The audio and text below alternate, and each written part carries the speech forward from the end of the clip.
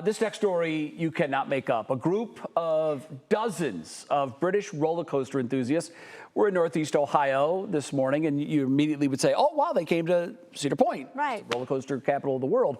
But no, it wasn't Cedar Point they wanted to go to. They went to Memphis Kiddie Park. This is in Brooklyn. We sent our coaster correspondent, Mike Polk Jr., to find out exactly why these people from across the pond chose this park.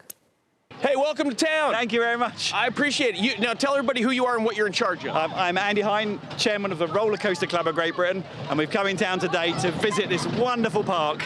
You're here at Memphis. Out of all the parks you could have visited, we got a million great parks around here. Why did you decide to support this local Cleveland jewel? Well, it's really important to support the small parks as well as the big parks, because without customers coming in, they won't survive. And as long as we keep coming and having as much fun here as we do in the big parks, then we'll keep on coming. You have 72 people with you from the UK here. Is everyone seeming to have a nice time, not just in America, but here at Memphis Kiddie Park? They've been having it. We've been here 2 hours. They've been having a great time. We had some early ride time on the coaster. I could not get them off of it.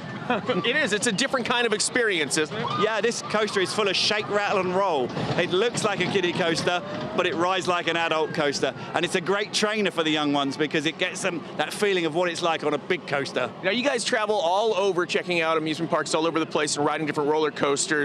You guys have been doing this for how long, and where are we off to next? Okay, well, the club's been running for 38 years. That's why I started it back in the 80s. But here in America at the moment, we've got 72 people doing 15 amusement parks, 100 different roller coasters. Wow. All right, and this is going to be at one end of the spectrum, obviously. What's one of the larger, more fierce ones that you guys are going to be facing? Well, because we had to do Cedar Point up the road a few miles from here, but we're going down to Kennywood.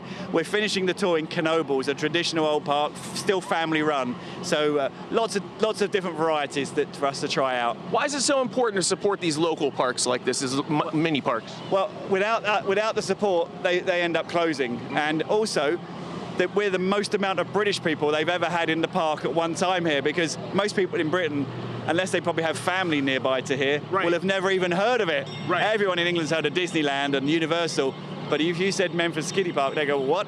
So it's really important that we come here, and then when they all go back to England, they go back to work, and they say, if you're in the area, you must visit this park. Boy, I hope they do. I hope they try some Mr. Hero while they're here. And I welcome you guys, and I welcome your weird accents to Cleveland, because you're freaking us all out. Yeah, okay, well, we're coaster crazy. You are coaster. They're coaster crazy, folks.